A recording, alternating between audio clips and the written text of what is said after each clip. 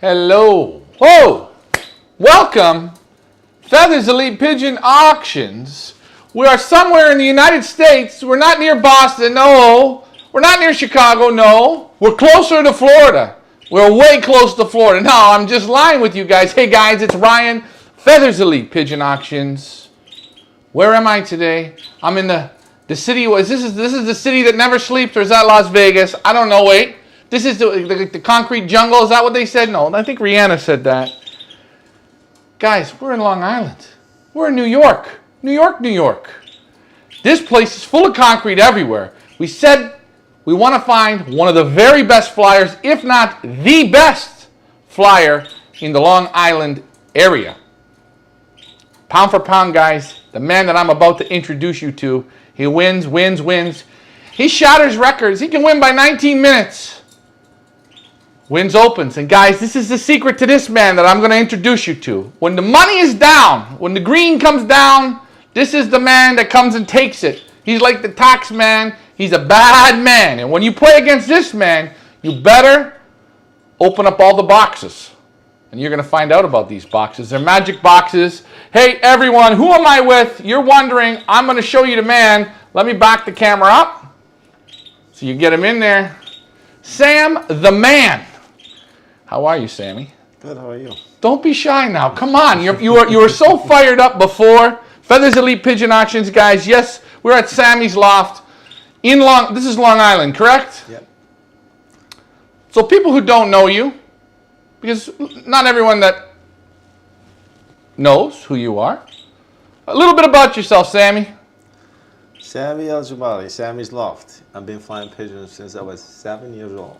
Since how old? 7. 7. I had pigeons since You I was had 7. pigeons. You're playing with pigeons at 7. Actively flying since I was 16. Then I stopped for a while, got back in the game on my 30s. So I've been around pigeons all my life. Always racing pigeons? Always racing pigeons. Your family had pigeons? My father got me into the pigeons, but he never really got into it. But So me and my brother were actively flying at one point back home. I was born in Morocco, so we flew over there. We started the first club, and then I came here, built my loft, had my first 2 pigeons in the basement, and then built my loft, and built the second loft, and the rest is history. And then winning starts. Then winning starts. Now, you started flying pigeons here in America, what, when you were 30? Yeah. So 35, you know, no, more than that. I say around 30, 32. Yeah. 30, 32, start flying. How did it, well, let's go right to the basics. You come, you're going to get into it. Where do you start? What do you do? What's your dream to say, hey, I want to be successful. I want to enjoy pigeons. How did you start? Because so many people start when they're 30. Maybe they have no family influence on pigeons. They don't know anyone. How did you do it? Well, I started small. I still have a small loft considering, you know, my competitors. So you gotta start small, what you can manage. You gotta find the best bird you can find, you know, bloodline wise, and you just have to, you know, and so you can cut some corners. You can cut some corners. That's right, cut some corners. Save some time. Okay. Yep. So you get into it. You start getting pigeons. How did it work out for you?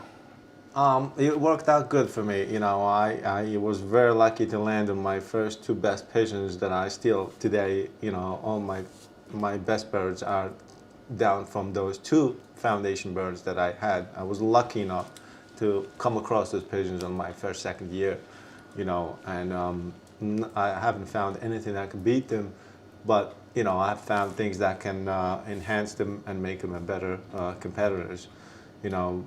Most of my birds are from Europe, imported over 25 pigeons from Europe. Okay. You know, and they have enhanced my family of pigeons that I had. Now, buying pigeons in Europe, you know as well as I do, it's tricky. Everywhere you go, it's tricky. And you got to look for certain things when you're purchasing pigeons. And I found it interesting talking to you about how you did it, what you were looking for. I preach what you were looking for. When you go to Europe, we don't have to name lofts. It doesn't matter about the lofts. Commercial lofts, non-commercial lofts, small lofts, big lofts, whatever. What is the most important thing when you are looking at a pedigree of an imported pigeon of what you want to bring into your loft? What are you looking for? I look for for generations of winners. So if the pigeon is a winner and descendant from winners, and if you look at the second, third generation, if there's winners all along the pedigree, or even just the fancier themselves tells you that, hey, the parents and grandparents and great-grandparents, they all descended from winners. That's what I look for. That's something that's rare to find. And when you have somebody that has a family of pigeons that look exactly the same, they handle the same, you know they pass those winning genetics into the next generation, and that's what I look for. Interesting. He says this. They look the same. They feel the same. There's not much differences in the birds. I've already had the pleasure to handling some birds at Sammy's Loft here. I've had the pleasure to handle. First thing I started handling was young pigeons. Looked in the aviary, and you're going to see this momentarily. Looked in the aviary. Boy, some pigeons are nice. He brings them out, puts them in my hands. Whoa! They haven't been flying. They're developed properly. They feel like little guys, if I could tell you, like baseballs. Hard baseballs, nice muscle, feather quality is super on these pigeons. I was very, very happy on the young pigeons. Then we move over to the breeders. Wow, you could feel the same. They were the same pigeons, the same structure, the same muscles, everything put together. And one thing I like is every pigeon that's in Sammy's Loft is performance. Performance, performance, performance. Now, for people wondering, well, hey, how good are you? How good are you in this area? How big is your competition? How does it work in this area? Well, we fly Long Island Combine. We have about 6 clubs in Long Island Combine, and our club have about 20 members. You know, other clubs have anywhere between 15 to 20. You know, other clubs have 10. So in any combine race, you're looking at, you know, over 1,000 birds. You're looking at about 65 to 70 lofts flying together. Okay. And these are the combine races. We also have like special races, fraternity races, like the money races, like the Long Island Classic, the LBRA, the Long Island Challenge, you know, the Nassau Suffolk Bond Race. You know, these are the special races where the bands are like $50 they average from $10, $30 to $200. You know. So you sell rings anywhere from $10 money rings to $200 money rings. And there's also auctions, you know, like Youngberg auctions. So we have those special races. We have a derby. So in Youngbirds, sometimes we have 2-3 races, fraternity races in one day. And sometimes we have 4. Like, you know. And there's money to be won here weekly. Absolutely. In the Youngbird racing. In a regular club race, yes, you can win money in a regular club race, you know. It depends how many birds in the race. That reflects the capital money in the race. All right, and these are, and we're going to get to all. We got a lot of questions, guys. If you have questions, do not be shy. Let me just say hi to a few people. Michael Parrish, how are you? Michael Peevler, what's going on? Michael Green, honk your horn. Tracy, you're there. Tracy says Big Apple. I don't know why they call it the Big Apple, but I guess it is. It's a Big Apple. I haven't seen any Big Apples yet, but do you know why they call it the Big Apple? No. Nobody knows why. Gaz Pigeon Hall says, what's up, mate? Hey, what's up? Hello, check from Granby, Wisconsin. Somebody says hi from Wisconsin. Michael Peebler. The apple's been spoiled for years. Okay. Tracy says hi, Sam again. Hey, hey, hey. Hello, greetings from South Africa. Greetings. And Tracy says, thank you for inviting us into your home. She wants to thank you, and I'm going to say thanks again. So, and normally I say thank you at the end. Claudio Ferreira says, hey, Claudio, how's it going? Dekine from California. Hello, hello, hello, hello, hello. We are at Sammy's Loft. In the last, and I'm going to use this maybe because I like performance. I'm going to say in the last 3 years for you. Think about this question. Last 3 years, what have been some of your biggest achievements in this Long Island Combine? What have you done? And we're talking just the last 3 years. We're not. I can go back 5 years and 6 years. I don't want to scare the people. Come on now. All the results are posted in pigeonring.com, so you can look. You can look Youngbird's results in there by year, and you see all the club results. You can see the fraternity results. So one of our highlights was the Long Island Challenge race, which is it's published in the Sky Talk and the Digest. And Okay. I won it last year, first place. The year before, I was first and second. Okay. You know, last year also we had the Lindenhurst Bond race, auction race, which is the biggest money race in Long Island. Of here, I had the first 5 positions, which was never done before in that race that I remember, at least. So that was one of the biggest achievements, actually.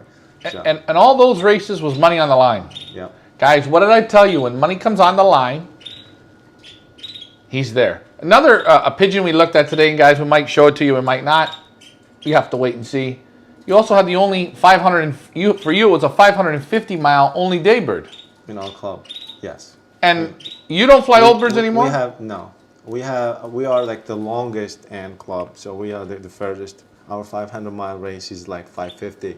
And the last old bird season I flew, I believe, was that I won the only day bird. It was headwinds, 87 degrees, humidity like 90%. It was a really tough day, and I had the only day bird. It was a hen, made it to a hen. On eggs. Hen made it to the hen on the floor. Hey, listen, he told the story. He crushed the eggs twice, but he left them. Yeah, they 2 hens made it together. They laid right by the door. First time I stepped on the eggs and crushed it, and I threw the eggs away. And I'm like, don't lay here anymore. So they lay in the same spot again, and I just said, forget it. They're happy, leave them alone. Sure enough, that's the bird that was the only day bird in the 500. Beautiful hen, and again, if you look at the 500-mile winning hen, you see the family full of winners, and you'll see that a little bit later on. Brian says, what was the first 2 pigeons family that he started off with? First 2 pigeons. My first 2 pigeons, they descended from Shelakan birds, and they have Huben into them also. And I introduced the bird from Etienne Merlin that flew in Belgium himself 3 races and as a yearling, and won 3 prizes, and was in an auction here, and I bought that bird. I still have that bird today. He did not fill the eggs, unfortunately, this year. Last year he bred our first bird from LCM race, if you heard of it, that, you know, I had birds clocked like earlier than Lofts that were 45 miles shorter than us. So that bird has been a big impact in my loft, and unfortunately this year he's still there. He handles like a 3-year-old, but he does not fill the eggs. Hey, it is what it is. It happens. My question for you is, what's the secret on your winning? How are you doing it? What do you do special? Or what do you think are some key things? Well, there's really no secret but selection. I think in the pigeon sport, the secret is find the good family of birds that can that produces winners in every generation, and the rest is selection. If you don't fly the birds and you don't select them, your quality will go down. Quality will go down. Now, selection. What do you mean by selection? Because some people select, everyone's different. I know there's guys, and you know as well as I do, they will come to your loft and they will select pigeons from your loft just on eye sign. Are we talking that kind of selection? No. So what do you mean by selection? The selection is based on performance. Performance. Yep, the basket. The basket. So that's your partner in this, the basket. Yep, the basket is my friend. You listen to the basket. Never lies to you, does it? It's my loyal friend. That's over the years, it's been my loyal friend. And guys, what he's trying to tell you is every pigeon man has that same friend. Same friend that you have, I have. But you have to listen to him. And he won't steer you wrong if you listen. Absolutely. You specialize pretty much in young bird flying. And I asked you, why do you specialize in young bird flying now?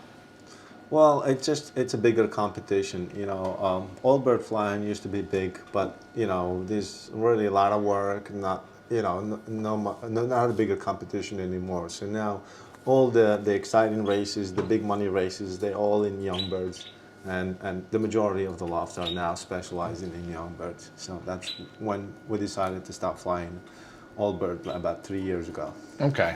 So you're concentrating pretty much only on young birds. Again, obviously, because the money's there, put the work in, reward, bigger competition, great. Your young birds, how many young birds you breeding in a year? I breed anywhere from 80 to 100. Okay. You know, to start with. And by the time I get them down about 50, 60 miles, I'll probably have 75 burns, 70 burns, you know, and then I'm flying to the races. By the time the season is over, I'll probably end up with 50, 45, 50 young birds. And then I look through the results, and out of those 45, I would probably keep about 15 or 20, and the rest of them I will eliminate. Since I don't fly all birds, I'll keep the 15. You know, like this year I had the old cock doesn't fill the eggs anymore, so I'll pull one out the aviary, holding pen, I'll introduce it into my breeding. Right. So that's sort of the base, and we're going to go out to the loft here again in a moment. A question from Michael Peevler. Do you fly any one loft races, and if so, what are the one loft races that you fly? No, I don't fly any one loft races. You know, I've sent birds to a convention, you know, a couple of times, but I never believed in one loft races. You know, I've given birds to somebody, a friend of mine, that sent them to one loft race. You know, but I don't believe in one loft race. What's your reasoning? It's not a wrong. It's I respect people that fly one loft race. You know, it's a one race. It's one race, and you don't have a control of it. So I like my loft. I like my boxes. I like to go in there and motivate the birds myself. I like to prepare them myself. You know, it's like cooking your own meal. It doesn't beat, you know, it can't beat, you know, your own out. cooking. Yeah, right. Absolutely. And you know, it's so funny because everywhere I go here, one loft race, and one loft race, one loft race, one loft race, one loft race. You are one of the only people that I hear. You're like a Belgian. You like to play the birds in your backyard. You like to enjoy them. You like to. It's your own team. I know you're into sports. I know you like sports. You're your own general manager. You're the coach. You're the trainer. You're the feeder, the nutritionist. You're everything. And the only person that you have to answer to at the end of the day is yourself. And the only way to make sure that's done right is by doing it yourself. And you trust in what you're doing with these birds, and you believe in the results that you get. And guys, you can see it in these pigeons. Very, very impressed. I've been to a few top lofts in the States, and these top flyers, you can see they can match, I think, at any level in Europe. I was very blown away by these pigeons. Now, we're going to go outside here. If you guys have questions for Sammy, please don't be shy. He's full of answers. Before we go outside, though, he's going to show you something that I think is ingenious. I want to see this right here. Not the garlic. Right here, guys. Always, whenever you go to a guy's loft and you see the white bucket. Now, do you use a lot of medication? No. I do medicate the birds. Okay. You do medicate. I do medicate the birds before the season starts. Okay. You know, and once the race season starts, then I don't medicate anymore. I use natural products like this one that I showed you over here. These are all natural products. Natural. This is a natural garlic, eh? This is great for respiratory. Yep. Okay. That's garlic. Check this out, guys. I'm going to show you this. This smells absolutely incredible. I like what I see, but I liked how he thought about it, how Sammy thought about this, how he put this together. What am I looking at here? Because to me, do I feed this to the pigeons? No. This is herbs. This is a mix. This has over 30 different types of herbs in here. I do go to a South American supermarket that sells these herbs. They come in a special Ziploc bags, and some of them are for like kidneys, some of them are for digestive systems. They clean up your systems, and I add the pigeon tea, I add cinnamon, I add eucalyptus, I add hibiscus flowers. So I mix oregano, thyme, I mix it all together, and it looks like this when it's all mixed in. And what I do at night, I'll boil a gallon of water, and I'll just take a bowl of this, throw it in a pan, and then I'll pour that water on top of it, cover it, let it sit overnight. Let it steam. It's a tea. Yeah, and you just cover it and let it sit overnight, and the next day you just you just filter it and add more water into it and give it to the pigeons. So that's a tea. Now, a tea like this, how often are you using that? 2-3 times a week. 2-3 times a week for the race birds. Yeah. For the race birds. Yep. Birds come home from a race, they get that? Yep. They Okay. get this. Actually, they get the tea. Also, they get electrolytes and vitamins. So add it to the tea. Add it to the tea. And this is the thing. There's some detoxing in here for the liver, cleans the blood. This is why you use this. And you went and the store. Remember, guys, he made this himself. He started off with a regular pigeon tea, and then he bumped it up. Yep. And the store you went to, South American store, you look for the herbs, and you said it. You read on the back of the packages what the tea was for. Yep. You add it to the birds. Also, you're a guy who likes to use vegetables? Yeah, I do use beets and carrots. I put them in a food processing blender, and I will grind them, and I will throw them in the feed and mix them and add some minerals into it. Minerals? Yeah. Okay. You like bird's yeast, I know that. Yep. Brewery's yeast, pink minerals. Those are my friends. Those are your friends. Oils? Yep. I do use a lot of stuff from the Tractor Supply, like the oil, like wheat germ oil. They have an oil that has a lot of different types of oil, like wheat germ, garlic. There's other oils in there as well, like soybean oil. I like to use that with the feed, and I usually mix the brewery's yeast with it. And also I use a red cell with the pink mineral. And you're like me. You like to oil the feed and put the pink minerals on. Oil the feed. Oil, I usually use the brewery's yeast with the oil. And I use the red cell with the pink mineral. So it's all red. Yeah. All right, and we've got some questions coming in. Eric says, "Hey guys, how's it going? Do you shipping going to Canada?" Yes, we're shipping going to Canada. Yes, and if you guys want birds in Canada from this man, you're gonna have to fight for him. What's very nice is he's not a pigeon seller. This is why I'm here. This is performance. You want performance? We're gonna bring you one of the very best in the New York area. Race in, race out. Consistency is key. And when the money's on the line, he's there. I got Premier. You got Premier on. So Premier says, how many pigeons does he compete against on a weekly basis? It all depends. In the combine, we can have over 1,000 pigeons in the combine. In the club, it could be anywhere between 300 to 400 pigeons. Okay. And how do you find the competition? It's a very good competition here. You know, we have a lot of top flyers in Long Island Combine. Premier also asks, specialist is what distance? America is much different than in Europe. You know, we can fly Key Ran 900 times. Where do you like to see it come for you? Well, 300-mile race, absolutely. That's where all the futurity races are, and that's what I'm focusing on.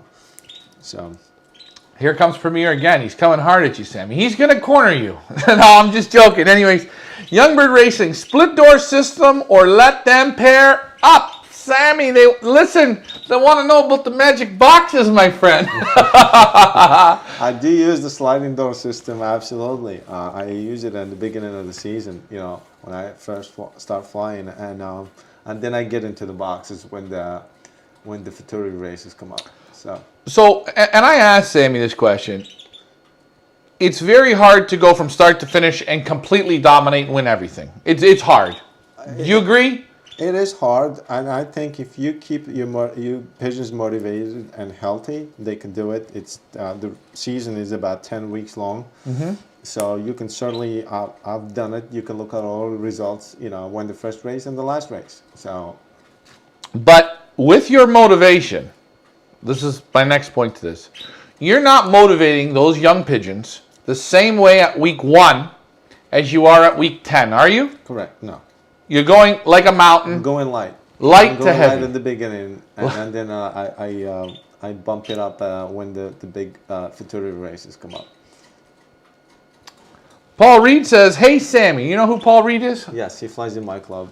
Okay, Paul, we're going to ask you the question: is this man on this camera as good as I say he is? I'm going to call me out on this one. You want to go to the loft? We'll take some looks. Guys, you've seen the tea. You know where to go. South American stores. If you can't find a South American store, Sam, the man, you message him and he will tell you what to get. Again, guys, Feathers Elite Pigeon Auctions. We got rain. Oh, we're in rain. We were out here earlier without rain. Now we're going to be in rain. That's okay. We move those. And you guys see, this is the young bird. Well, this is his racing loft. Again, guys, Feathers Elite Pigeon Auctions in the United States. Sammy's Loft, Long Island. Doesn't rain, it only pours. So this is the young birds. This is a settling cage. Look at the settling. Look at the health. Look at the condition on these pigeons, guys. Let me come on in there. So you got the nets up, and you guys probably can't see them. It's not very... And the flights are cut, the 9th and 10th flight. 9th and 10th flights are cut. They're enjoying their little bath, guys. This is live. We're in the rain. It was sunny, but we are in the rain. So these birds, these birds could already be flying. Yeah. Well, they're not going to be let out until I pull the 9th and 10th. So you're not letting them out until he pulls the 9th and 10th, guys, and you take a look. You see the flights cut, the 9th and 10th. Now, let's this was well planned, wasn't it, Ryan? We planned this good. So let's 9th and 10th. Let's, you know what? Show me one of your young birds. We'll come out of the rain for a second. Can I come in there? Yes. All right. This is what we're gonna do, guys. So this is your young bird loft. Oh, you're on grates. So you know what I'm gonna do? You go inside there. Guys, if you have questions, let us know. I give him all the tips, says Paul Reed. So these are your young birds. So when do you start breeding? I paired my birds January 15th. January 15th. Yep. You paired them up, okay? And I breed 2 rounds. 2 rounds. Yep. Any switching? What do you mean by switching? Switch eggs? No. Nope. So I you let the birds raise their own young ones. I switch pairs every year. You know, the majority of the pairs I switch the mates on. Okay. You raise 2 rounds. You wean the youngsters. So.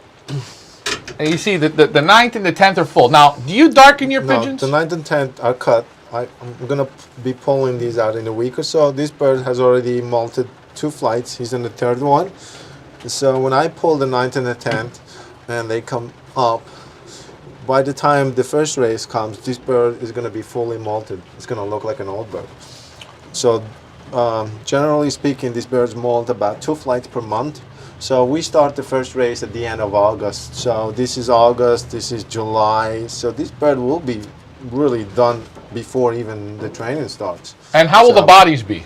The body will be molted as well. So the whole body's going to be molted out. So it's a complete lighting system. Do you pull the tail feathers? No, I do not pull the tail feathers at all. Not at all. Yep. These birds are on 24 hours light. 24 hours? Yep. It never goes off? They never go to sleep. Now, can I ask you a question? Why do you run 24 instead of maybe 14 or 16? Is there a reason? No, I've always done it that way, and I find that it speeds up the molt. And I would shut the light off about 10 days before I let them out.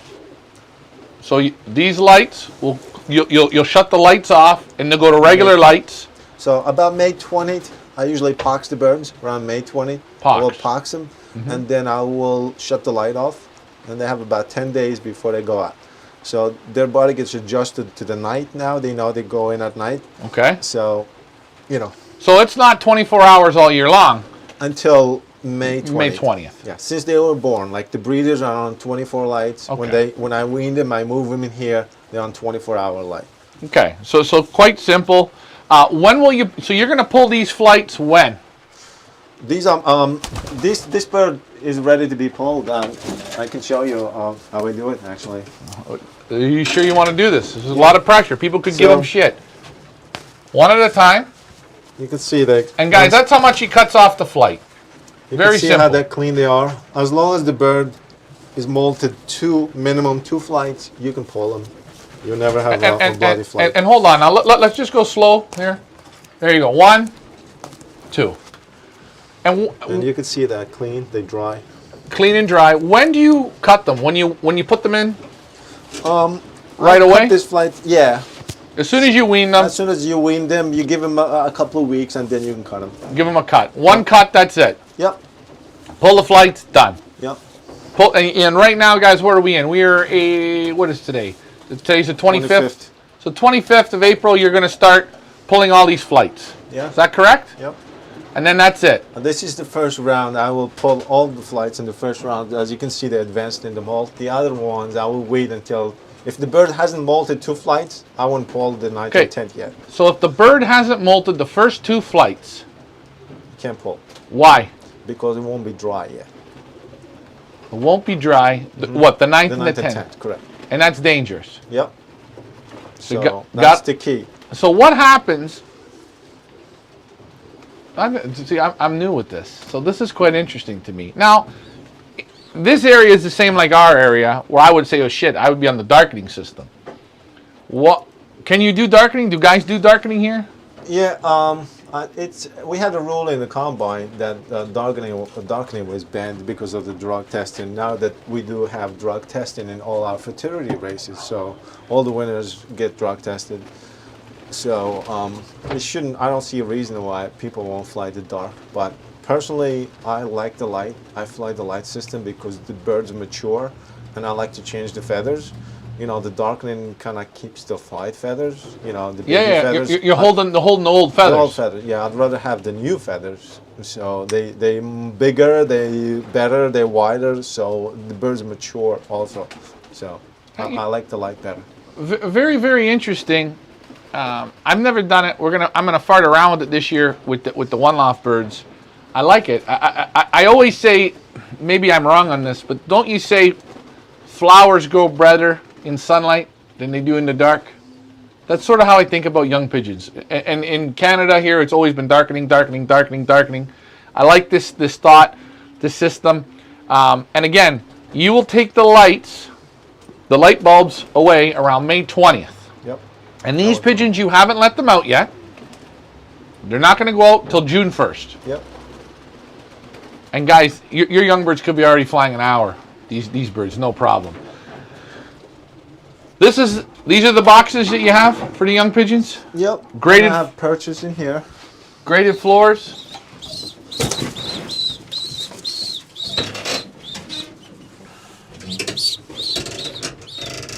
Again, still squeaking. See these birds? It's already molted 2 flights. He dropped 2 flights. So he's dropped Still the squeaking. You see how quick. lights, how quickly they start he molding? dropped the first 2 flights and he's squeaking.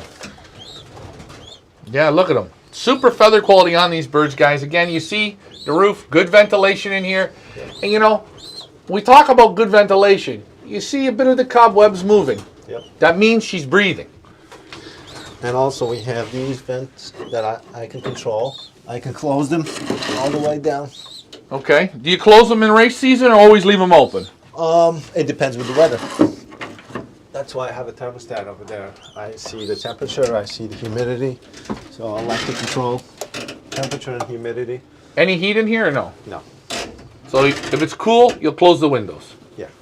If it's warm, you leave them I'll open. leave them open. Yep. Guys, we're showing you the stuff here. Now I see you have your grits. Yeah, I usually put the water out there. Water goes up top. Yep. And I have drawers actually. See this screen that I have aviary is temporary. When I settle the young birds, then I take it down.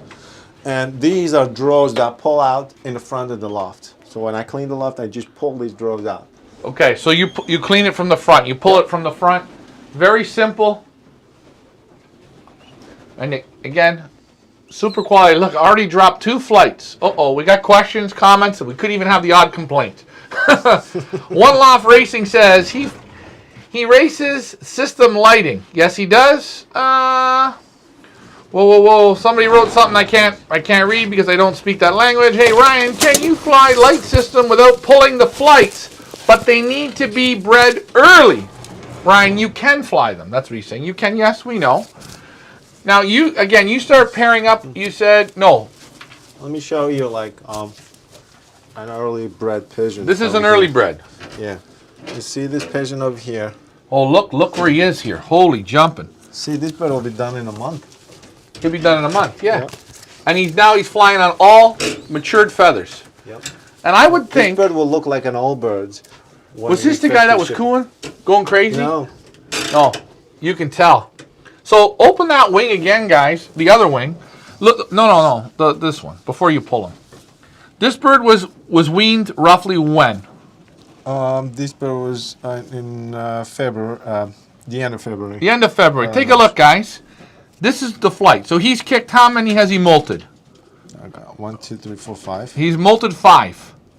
Yep. And dropped the 6th already. 6 is on his way up. So he's got 2 more to go. I'll pull these 2, and in about a month, he'll have these 2, and he'll have the other 2 molted as well. So Complete full wing, fully molted. old feathers. And you think maybe older feathers, you think they might be a bit stronger? You think an older feather is a stronger feather? Absolutely. You mean older feathers? Or? I'm saying the difference between a baby, a baby 10th flight, not a baby, a first, before they molt, the full wing, the 10th flight of before it's molted, do you think it's as strong as a fresh? No, the fresh ones are the better, because you could see the new flights will be wider, will be a little wider. All right. Than the baby flights. Oh, so. we got questions. Would like to see how the young birds trap on the landing boards. Is it still raining? A little bit drizzling, but give us a minute, guys. We'll see what we can show you. Lars Lindberg from Belgium.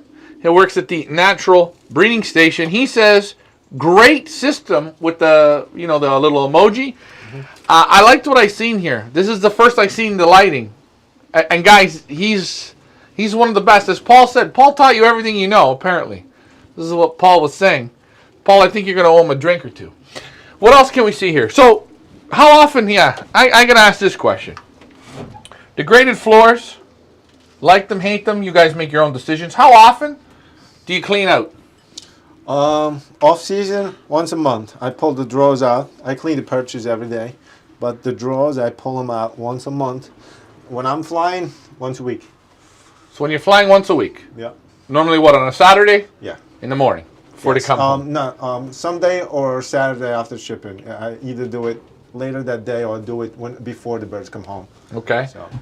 Bathing the pigeons. How often do you bathe them in the race season? Every other week.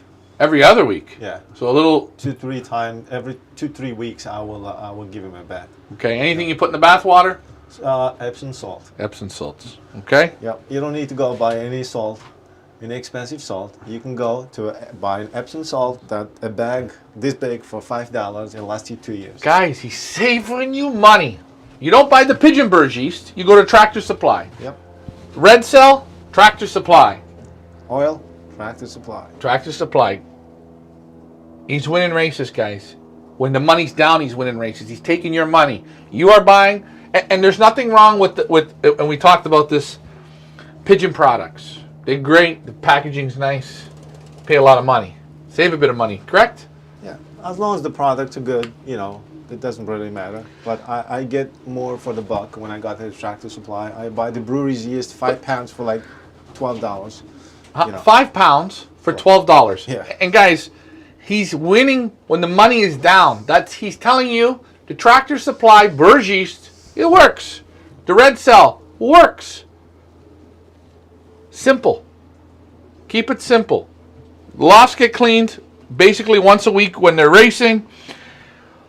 During the racing season, Sammy, how much medication are you pumping into your pigeons? Well, I usually medicate them before I start training, or during the training period. I medicate all the birds for canker, cocci, respiratory. And once the season starts, if I have to medicate, I use a natural product. The product I showed you before, that's a natural garlic, that's for respiratory, there's also a product like a liquid turmeric that's for canker, Okay. I use the natural product so that the health doesn't drop down, the performance doesn't drop down. It's like, would you take antibiotics and run a marathon? No, your body is weak, it's fighting something. So you wouldn't do that. Okay, so it's the same logic. So you clean them out before you start training. Hold on. You know what? I must be rusty at this. So let's get back. You're going to let these birds out June 1st, these young birds. They're going to act like babies. They're not going to know what's doing. They're going to be sitting on the rooftops. They're going to be acting a little crazy. Then they're going to get it together and they're going to start loft flying. Loft line. You let them out once a day, twice a day? How's it work? I'll let them out once a day. Once a day? Yep. Same time every day? I teach them how to trap first. You know, there's a trap on the outside. I also put a trap here. I can show you what it looks like. He's going to show us the trapping, guys. Again, guys, Feathers Elite Pigeon Auctions. You're wondering, where are we? We're in the land of, I've never seen so much concrete. New York, Long Island. Sammy's Loft. Again, one of Long Island's. There you go. This is how I teach young birds how to trap. You see the trap is so much wider than a regular trap. I just put this in the door over here on the window. Close the windows, call them in, they get used to the trap. And I see on here, you space the bobs out to make it a bit easier.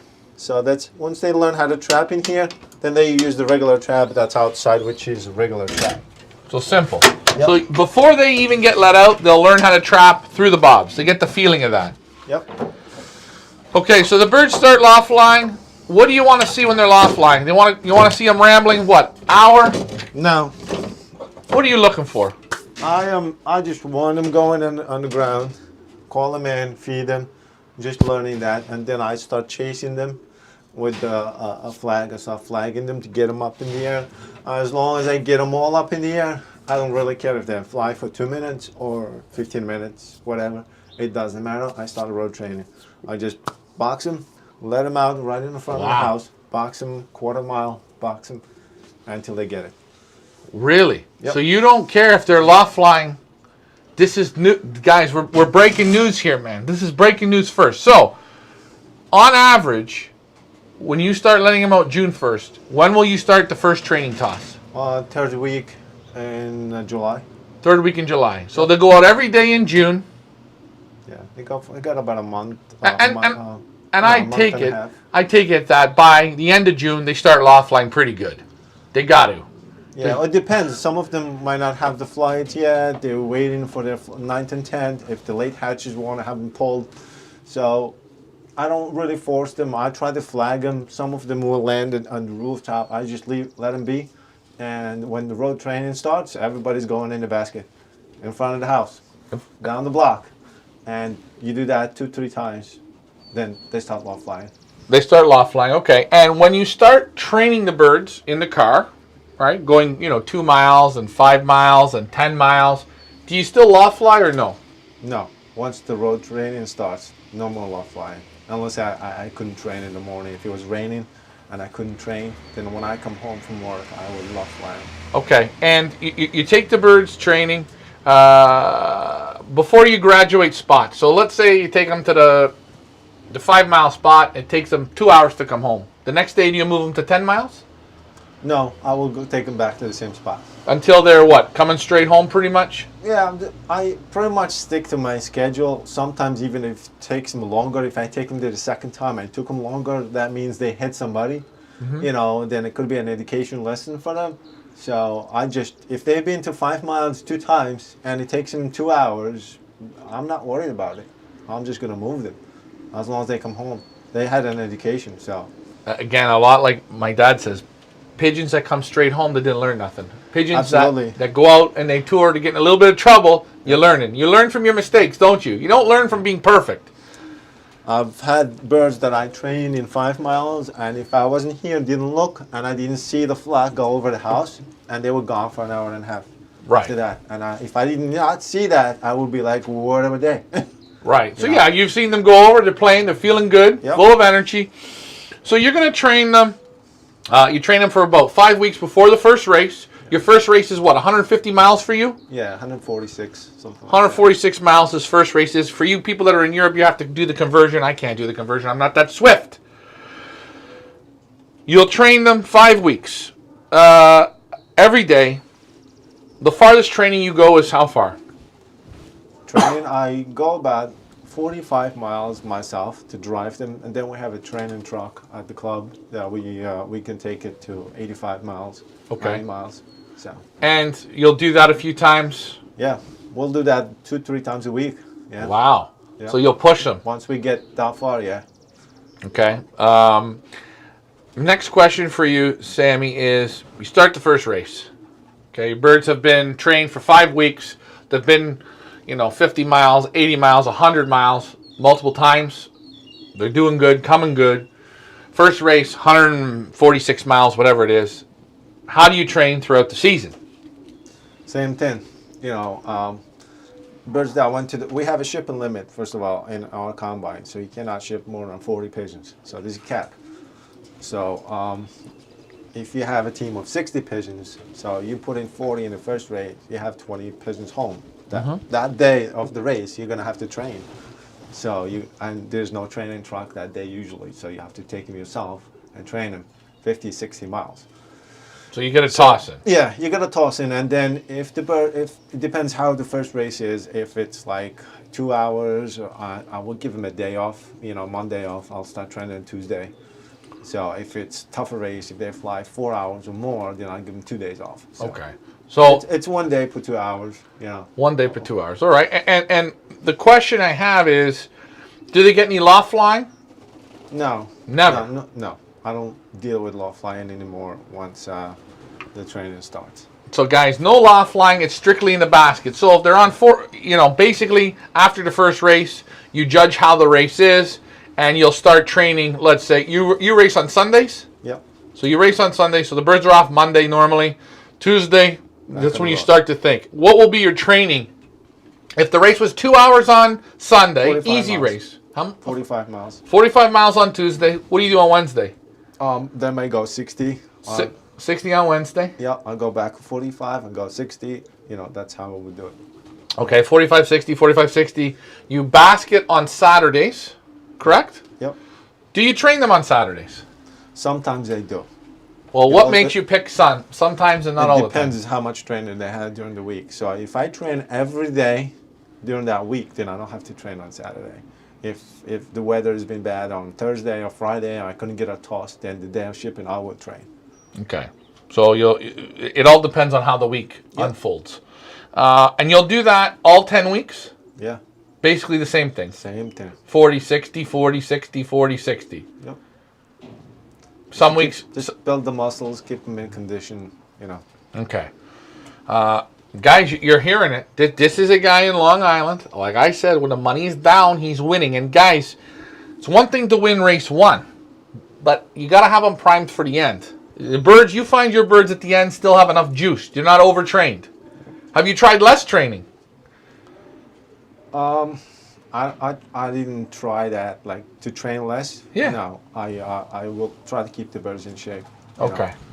So. And with these young pigeons, in this section here, what's your motivation on them? I use these 2 sections for hens, the perches and the box perches for hens. And then I will just close this door when I start separating them. And then we'll use the cocks for the remaining 3 sections. Because I have boxes in here. So I use these boxes. I have boxes in here as well. He has the boxes, okay. Right now they're closed. You're making the little love cubbies there like I have. Yeah, I like these. Yeah, those actually... you use them on the floor? Absolutely. Yeah. And I put a bowl in there. And, all right, now you really... Okay, you see this cutout over here? That's for a reason, Now, guys, this is... First of all, before we talk about this, show how it works on the floor. Well, they'll go like that, right? Okay. So there'll be a ball under there. And that cutout is for a pigeon that will go in there and try to look. And they usually try to protect the nest. A little peephole. Yeah. It's a peephole. Yep. Guys, you see Xavier Verstrada talk about them? And pigeons, like Verstrada said, pigeons love dark places. To make love, little peepholes. Yep. So you use these. These are your boxes. Your cocks. Your cocks can take these boxes. You've got boxes over in here. Come in here, I'll show you. I got a couple of other boxes in the shed that I just hang randomly in places. So these are motivation boxes too. I use them. So it's a regular nest box. And I put a bowl in there and just open it up. And again, he still puts the little. He's got little dark spots. Yep. Do you use any straw in here when you're doing it? Yes. Yeah, I'm asking the questions. Take a look at the nice condition on this young pigeon, folks. Sammy's Loft, Long Island, New York. Take a look. See the health on these pigeons. Look at the chalky white wattle. Intelligence. keep telling me about your motivation, Sammy. Okay, here's another box, random box. All right, just a random box. Here. It's locked up. It's locked up right now, but sometimes I will open that up. A pigeon might like that better than any other boxes, and I would just let them be. Now, these pigeons here with the boxes, are the boxes always shut? Right now they shut until we're ready to play. Halfway through the season. Okay, it's when you open the boxes, it's like going to a nightclub. This is what he's trying to do. And we're ready to play, that opens up, just like that, when the ball goes in there. So we try it without a ball first, and then the week after or 2 weeks after, we add the ball in there. You add the bowl. Maybe another week you add some straw. So, yep. And you'll change. Have you ever tried the teepees, the lean-tos? Yes, the piece of board against the wall and the straw. Yes. Okay. Yep. What else? We got a question here. Hold on. Hey Ryan, Gang 1 says, "How are you?" I'm doing very good. Ryan missed you. No, you didn't miss me. You're here, Mr. Gang 1. David Tracy says, "How many flyers in the combine?" Anywhere between 65 and 70. Okay. One Loft Racing says, "What is the origin of his breeding pigeons? Which families?" Well, I have different families. I got birds from Leo Herman's partner, Koosters, Herman Koosters, the partners. I've had birds from Achilakans. I have birds from Etienne Merlin. I had different John Brunel. I have a friend of mine in Belgium that I grew up with. He races over there, so I have some birds from him. Okay. Gang 1 asks, "He have any Vanderbiels? Any No, Gabbies?" I don't. No Gabbies, guys. Now, did you always have these graded floors? Yeah, it's something that I added about 4 years ago. You like it or no? I love it. Better. Absolutely. Before you had the graded floors, what did you have? I did the deep litter. How'd you like the deep litter? Too much dust. Too much dust for you. Yep. Okay. I find it hard to keep the pigeons without respiratory during the season, so this was a win-win. Purchase, boxes, motivation. Now, we talk motivation, and you said to me, especially when it comes down to the end with those money races, motivation is a big part in young pigeon flying. Yep. I believe you won one of the opens. You won it by 19 minutes. Yeah, that was the Long Island Classic race. We had a pigeon that was a breakaway pigeon, won the race by won at $10,000 by 19 minutes. Now, you said something, because it's funny. You originally said you didn't have him picked to be the winner. Like, he was a good pigeon, but he wasn't. Right. But you had noticed something that you were doing. You were playing a little game with him. Right. And he won it with a cock, which that's very good. But the way he motivated him was very, very smart. What was your motivation? How did you do it? He was very motivated. He was taking half of the whole section to himself, and he was chasing everybody around. And he had his own box. So what I did is I closed his box. So let's say he owned this box. Yep. He was the owner. He's having fun in it. He's being very dominant. He owned the box. It was his property. Then what did you do? I took it away from him. I closed it up. How many days before the race? The week before the race. The week before the race. Yep. You kind of ruined his spirit. You took away his property. Right. I took away his box, and then I opened another box for him, and he went into the other open box. Open this box. Yep, he takes it. He's like, I got this box. I'm good now. I give up the other one. And then a day later, I took that box away too.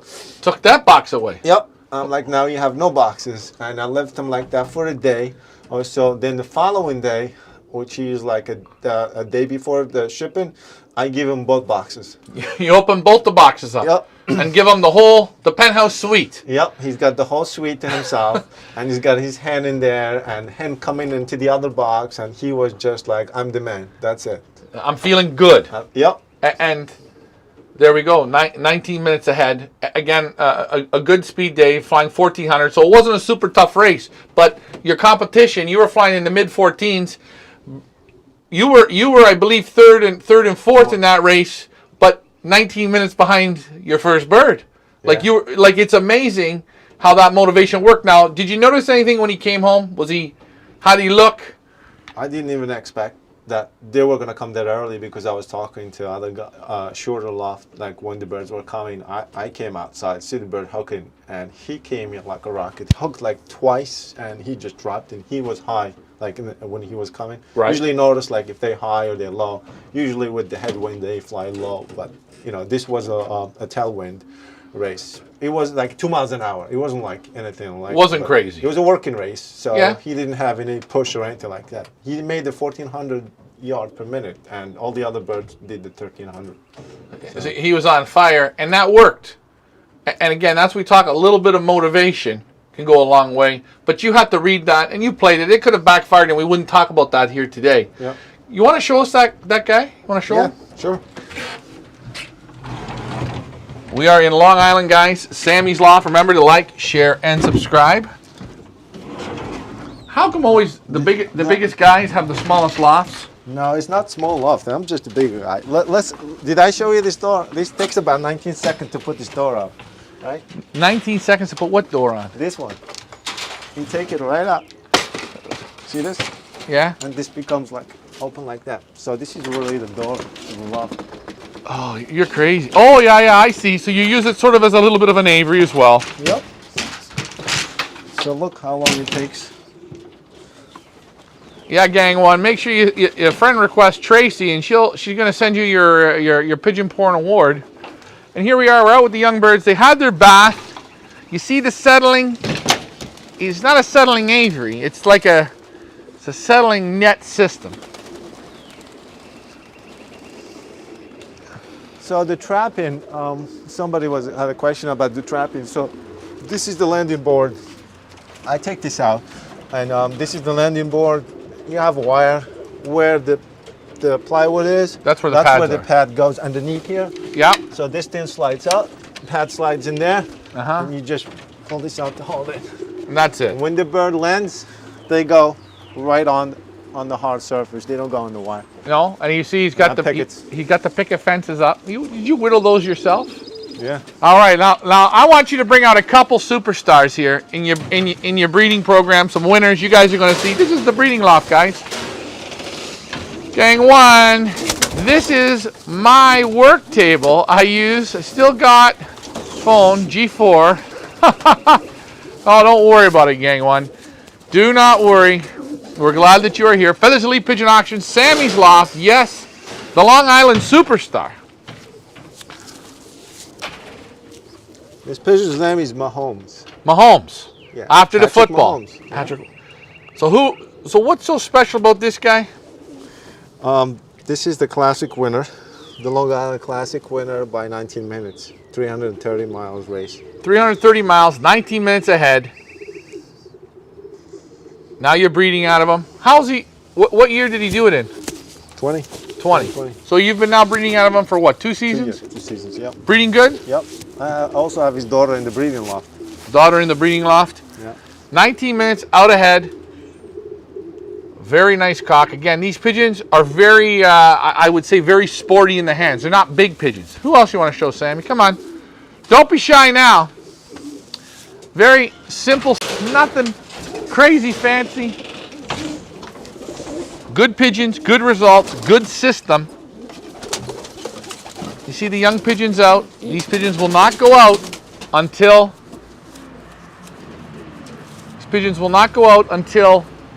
the first week of June on the lighting system, Sammy's Loft. Oh yes, please. This pigeon was the second IF Hall of Fame. Second IF Hall of Fame. Now, He's how the do you? winner. He won. He's got second, third, fifth. He's got a bunch of results.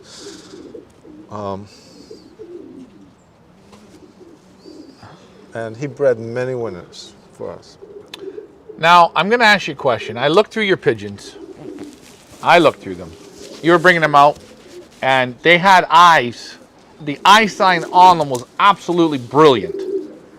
I mean, superior, beautiful, rich eyes like you're at Tiffany's, man. Diamonds. Yeah. You must select pigeons with eye signs.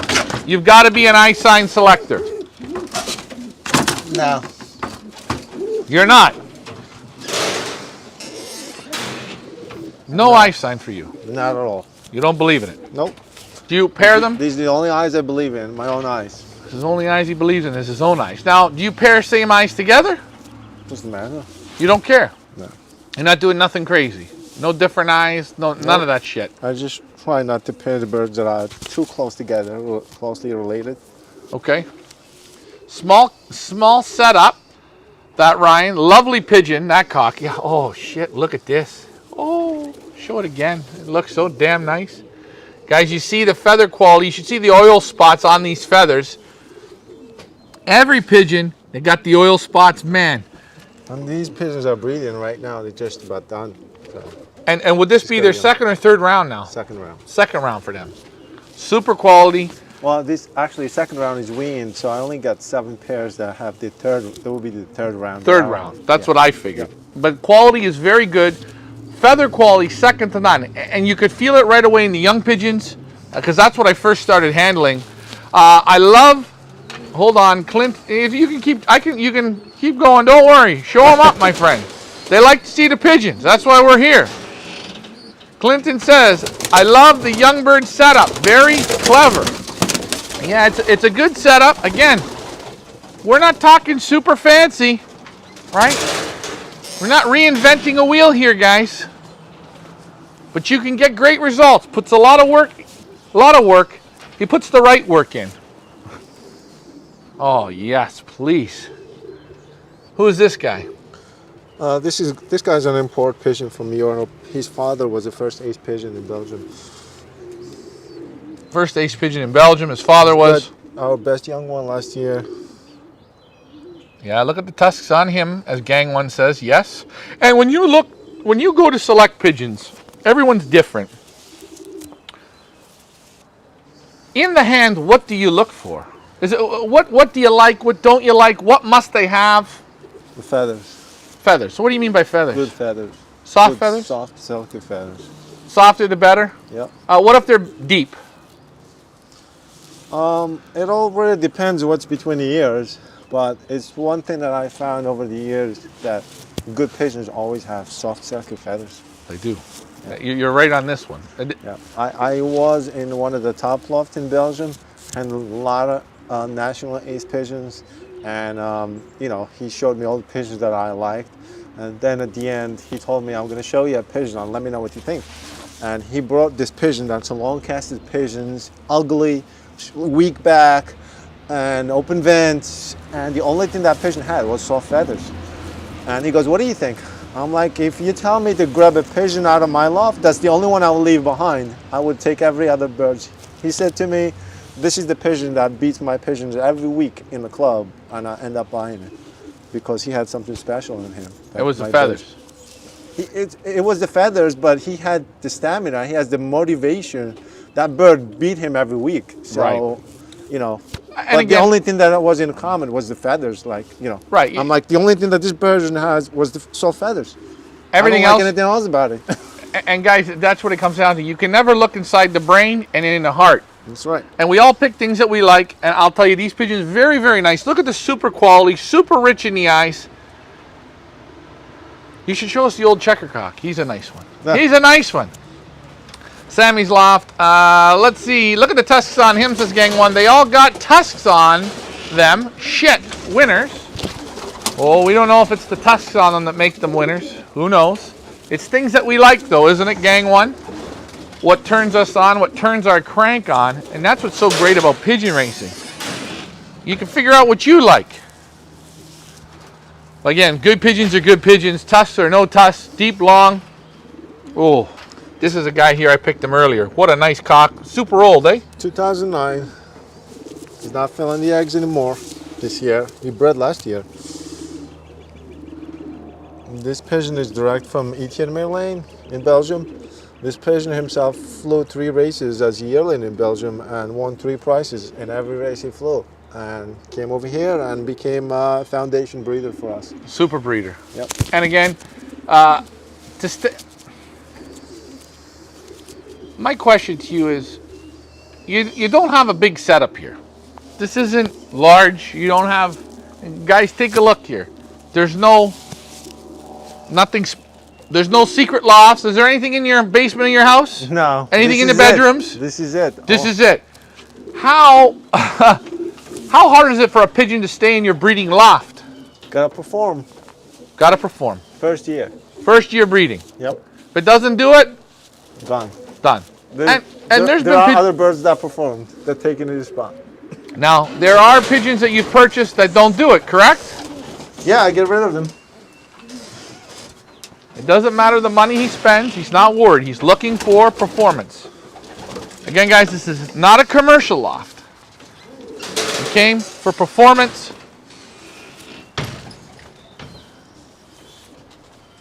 Yes, mate. Top birds being big tusks on them. Ask him, Ryan. You don't have to tell me, gang one. I understand. Oh, yeah. Another nice. Oh, I know. This is beautiful. I can tell you, my friend has 2 daughters of these pigeons in Belgium. This is my whole family.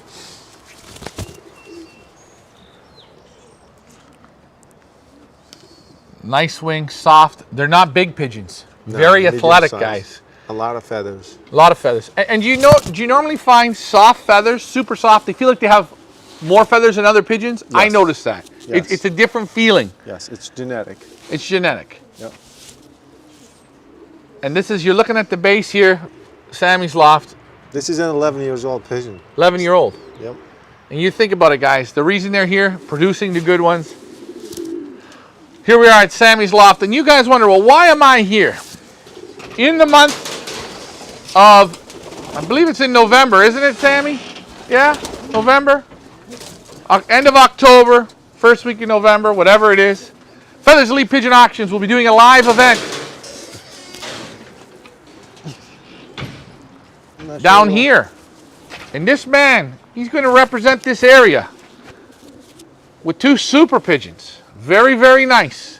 We're going to go over and look at them here momentarily. Who is this guy? This is a hen from Herman Kuster's. Her father was a 3rd ace pigeon. One year, the year after, became a 1st ace pigeon. So he was a 1st ace, a 3rd ace in Belgium. And I was very fortunate to have a direct daughter of that pigeon, which was sold to China. Mm-hmm. And she has bred many winners. Her grandchildren are winners as well. She's only 2016, so I got her since she was a baby. She was a yearling, like the same year. Yeah, breeding good right away. Yep. You see the quality, absolutely super. Very, very strong pigeon. She's a fighter. And do you like pigeons that fight in your hand? Yeah, it says a lot about for characters. It usually shows that they have a character to them. I like the pigeons that fight. Okay. Yep. Now, Sammy's going to put her in. We're going to look at 2 pigeons that we've selected for the Perth Amboy auction. Want me to bring those up? Yeah, we'll bring them over, and I'm going to show this loft. Phil says, performance is everything. Sammy is exactly right. You can't see what you're looking for, only the race sheet. That's right. I like that. Ian says, I would like to race against Sam. Hey, all you got to do is move down here. There's lots of houses. I've seen houses for sale. You're more than welcome to come. Remember, when you come to compete against Sammy, you're going to have to give us your very best. Oh, Jesus, I don't want to look at her again. You know what? You really missed the boat on this one. No, this is a really, really nice hen, guys. Talk to me about her. 2 best families I have combined together in one. In one. I asked Sammy. Fits like a glove. Fits like a glove. Super muscular, apple bodied. Look at the back, 1 pintail. Vents are nice and strong, but muscles, muscles, muscles. The feathers are painted on. Super eye sign. This is the hen. Yep. And we're going to see the... She's a granddaughter of the Leo Herman's hen. She's also a granddaughter of Foundation Cock. So it's got the 2 best families that I have. And you know, when you brought this hen out, she's absolutely super. She is a real princess. Beautiful. The feathers tight, painted on, but the performance. And you know, when I asked Sammy, I said, Sammy, you're going to go up against some of these super European lofts, and he knows the competition. You've been there. You've seen it. Good pigeon flyers there. And this is why I allowed him to pick. He wants to bring the best to the game. That's the hen that's going to be offered, guys. You're going to have to wait for the pedigree on it. You're going to have to wait and see. We're going to see the cock here momentarily. Over what distance does Sammy perform well at? Guys, I'm going to talk because he's over there grabbing the birds. He likes money races in the young bird racing. Anywhere from 250, 350 miles. Really enjoys it. That's his jam. Because here in the U.S., that's when the money's down. Paul Reed says, auction some birds. Oh, look at Paul. Paul's just getting in the way today, isn't he? Oh, look at this. Now, this guy here, I couldn't say no to him. This is a direct son of Mahomes. Direct son of Mahomes. Yep. And for you guys wondering, well, who's this Mahomes? Forget the football player. He's nothing. This is a direct son of the cockbird that was 19 minutes ahead, 350 miles? 330 miles. 330. You know what? I'm going to add another 20 because he was 19 minutes ahead. 350-mile winner. You got a direct son. The eyes are opposite. Perfect. Look at the fight in this pigeon. He's a little longer cast than she is, but beautiful. Absolutely beautiful. And what do we have here? Gang 1 says, top birds them, mate. Be after trying them here. He wants to try them in the UK. I think Sammy's got as good a birds as I've been. They're super quality. Works hard with them. But there he is. And this is going to be the cock. Direct son of an open winner. 19 minutes ahead. He's just have him there in the basket for photos after.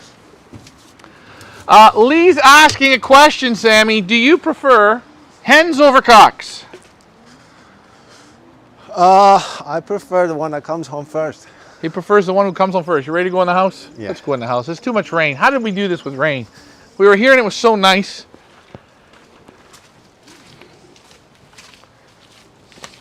Sammy's Loft, guys. Long Island, New York. Here, you want me to take my shoes off? No, you good. Are you sure? Yep. Okay.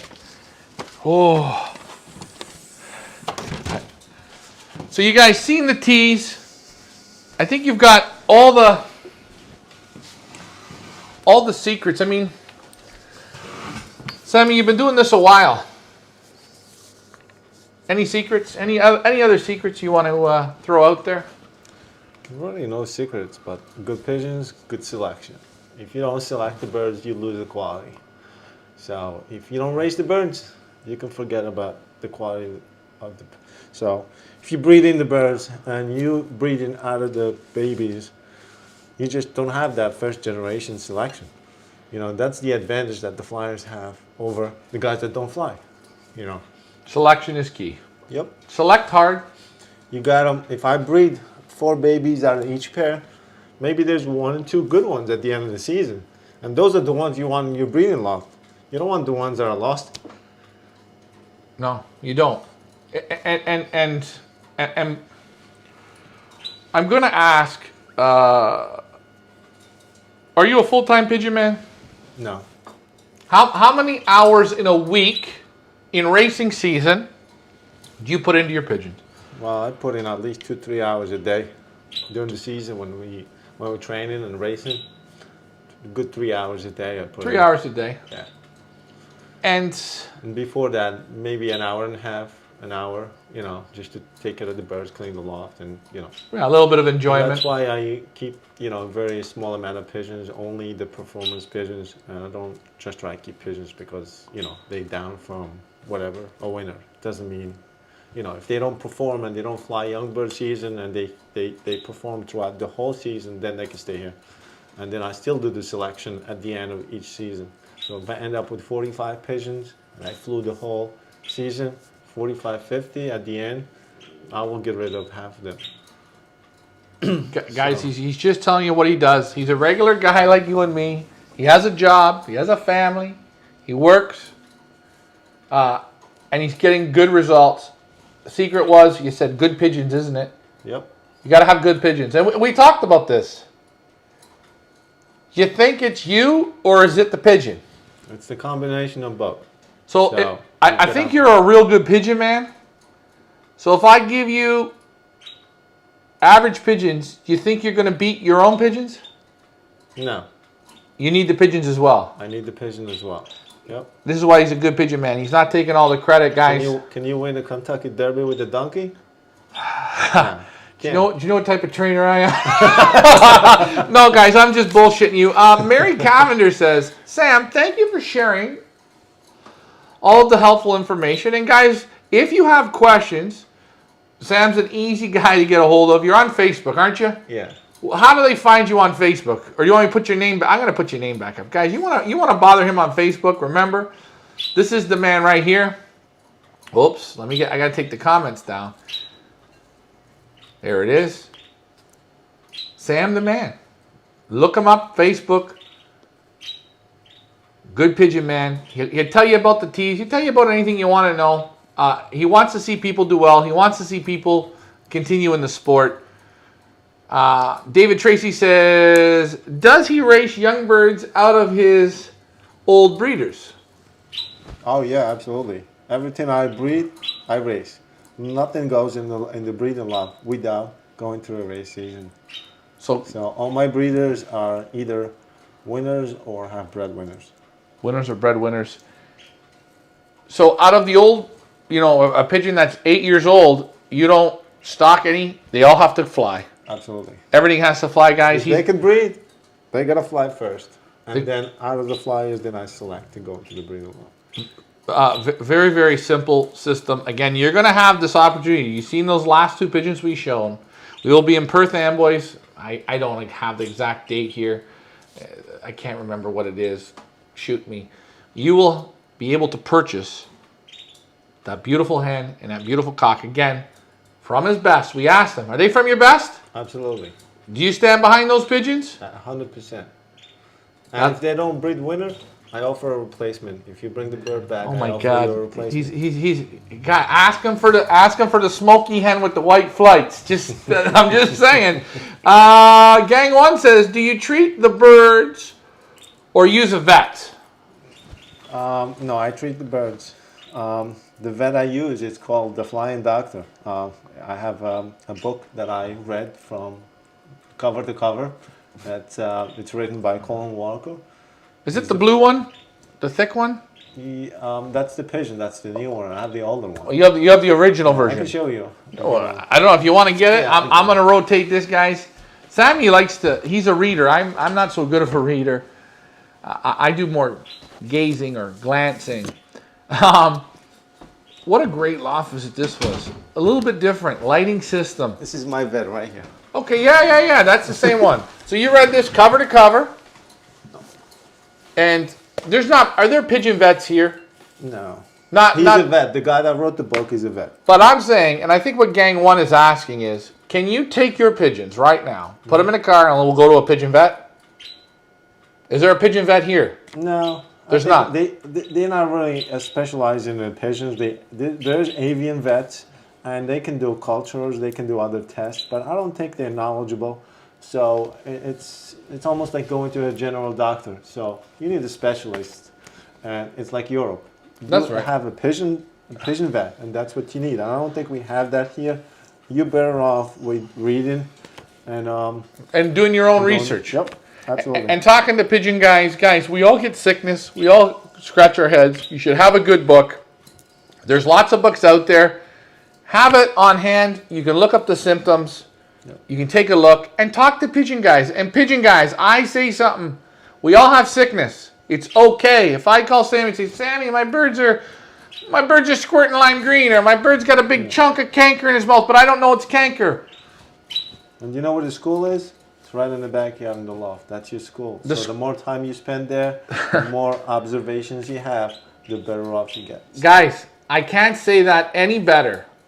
As Sammy said, you learn with your pigeons in your backyard. That's your school. That's your university. You learn it all there. Listen to the pigeons. They will talk to you. Sammy, I think this was pretty good, man. You tired out? He's a little tired out, I can tell. He might make me a cup of tea for all I know. I'm going to rotate this camera around one more time, guys. I am Ryan, Feathers Elite Pigeon Auctions. I want to thank you today for coming to Long Island with me. Man, it was a long road. When you go through Syracuse, you go down the hills, these truckers are passing you. There's deer everywhere. I went by at least 7 enchanted forests. Okay, then I went through the concrete jungle. There's bridges, man. You go through New York, there's bridges everywhere. Gang 1, you need to get to New York City. You are going to see concrete like you have never seen before. And pigeons everywhere. Gang 1 says this. UK now needs to have a pigeon vet to race over the channel. That's different bullshit, Gang 1. Ruin the game here. It's ruining the game. I know. So much bird flu, blah, blah, blah. Bullshit, bullshit, bullshit. But guys, this is the world. Pretty soon, we're going to be like in the Hunger Games. I think this was great. I hope you guys enjoyed it. You're going to have this opportunity for these 2 super pigeons. Coming end of October, November. I'm not going to give you the date yet. You get an opportunity to meet this man. He will be there.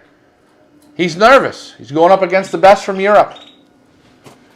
Guys, I'm Ryan, Feathers Elite Pigeon Auctions. Sammy, thank you very, very much. We are now going to do some driving. And I might be on here in a little bit, guys, so stay tuned. Thanks for flying with us, guys. As I say, bye for now.